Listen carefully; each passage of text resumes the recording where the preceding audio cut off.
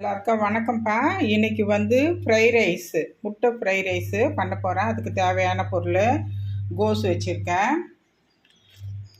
கோஸு இது ஒரு 300 கிராம் இருக்கும், 300 கிராம் மேலே இருக்கும். பீன்ஸு ஒரு 100 கிராம் வச்சுருக்கேன். 2 கேரட் வச்சுருக்கேன்.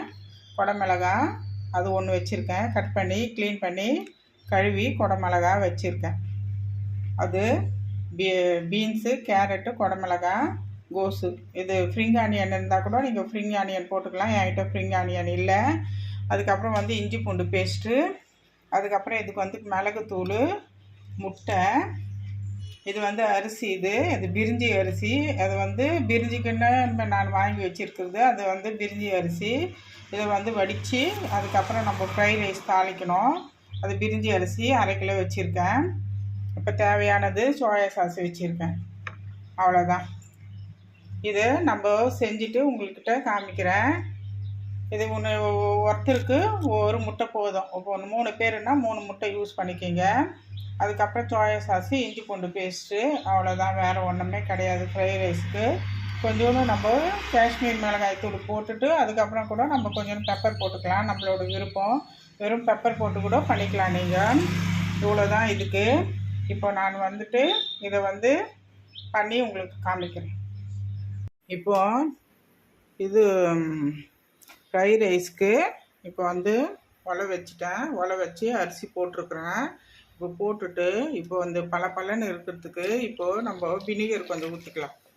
வினிகர் கொஞ்சம் ஊற்றிக்கலாம். ஏன்னா வந்து ரைஸ் ஒன்றோட ஒன்று ஒட்டாது, நல்லா பலன்னு இருக்கும்.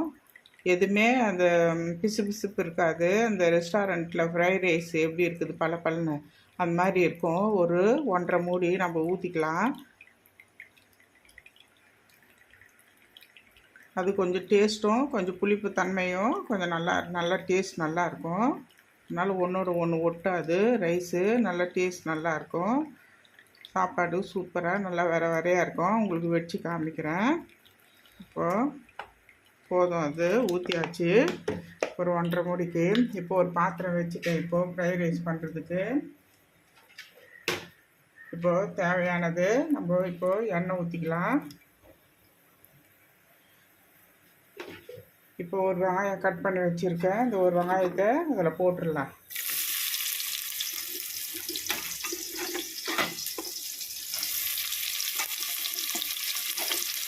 பெரிய வெங்காயம் ஒரு வெங்காயம் கட் பண்ணி வச்சுருக்கேன், அதை போட்டுட்டேன்.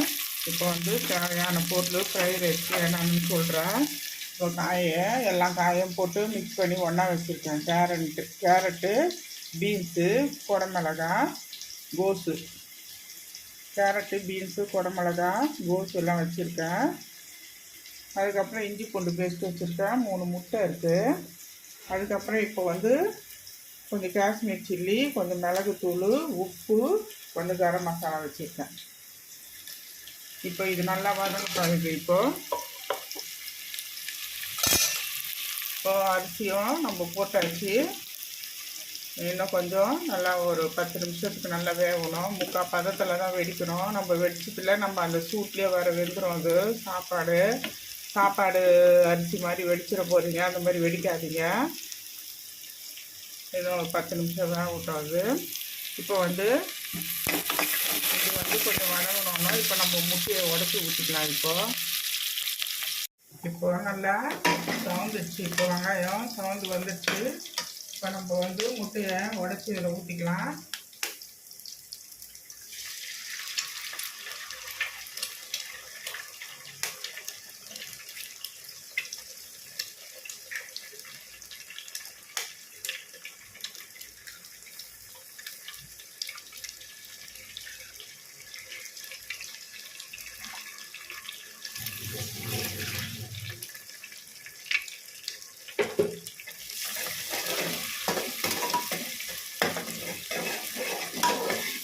முட்டையை உடச்சி ஊற்றி இப்போ நல்லா அதை குறன்னு ஆக்கணும்.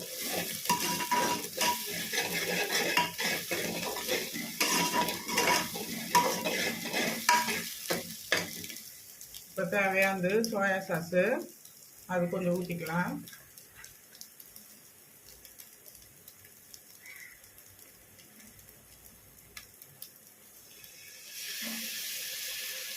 இது வந்து திக்காக இருக்கும், கொஞ்சமாக ஊற்றிக்கோங்க. சோயா சாஸு இது திக்கி, இது கொஞ்சமாக ஊற்றிக்கோங்க.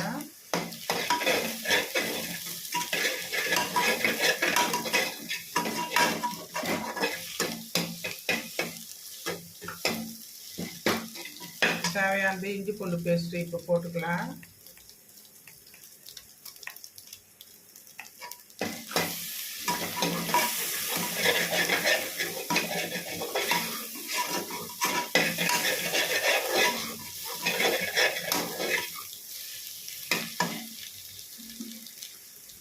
இது வந்து தேவையான மசாலா, உப்பு, கரம் மசாலா, மிளகுத்தூள், காஷ்மீர் சில்லி, இது 4 இதில் போட்டுருலாம்.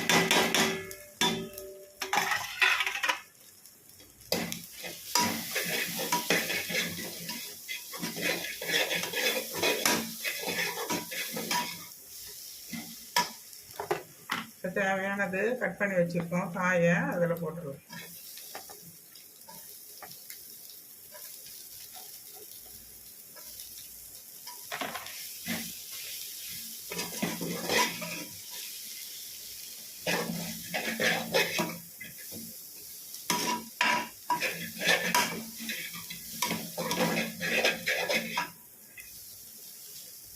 காய் ஒரு 10 நிமிஷத்துக்கு நல்லா வதங்கணும்னா அதுக்கப்புறம் நம்ம சாதம் வடித்து அதுக்கப்புறம் நம்ம இதில் போட்டு நம்ம கலரிக்கலாம்.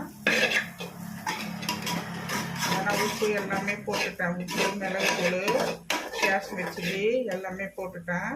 இப்போ நல்லா வதங்கணும், காய் நல்லா வதங்கணும்.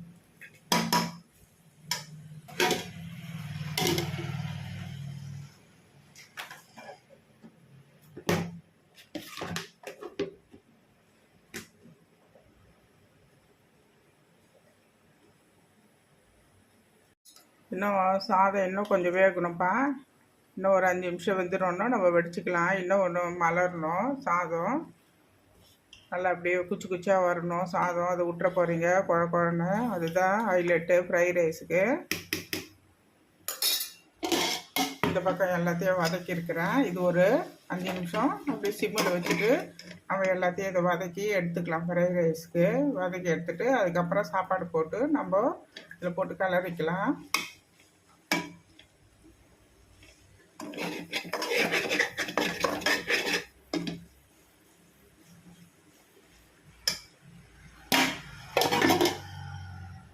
இப்போ சாப்பாடு வடித்து எடுத்துகிட்டு வந்துட்டேன்ப்பா.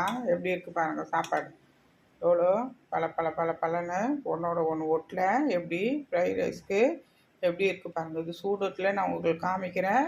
சூடு ஆனோன்னு இன்னும் பழன்னு ஆகிடும். அப்படியே ஒன்றோட ஒன்று ஒட்டவே இல்லை, அப்படியே கொட்டுது பாருங்கள்.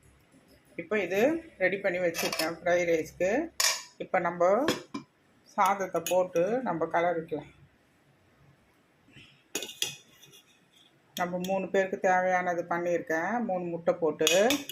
அது மாதிரி நீங்களும் எவ்வளோ எத்தனை 4 பேரா 5 பேரா அதுக்கேற்ற மாதிரி முட்டை போட்டு நீங்கள் அதுக்கேற்ற மாதிரி நீங்கள் பண்ணிக்கோங்க.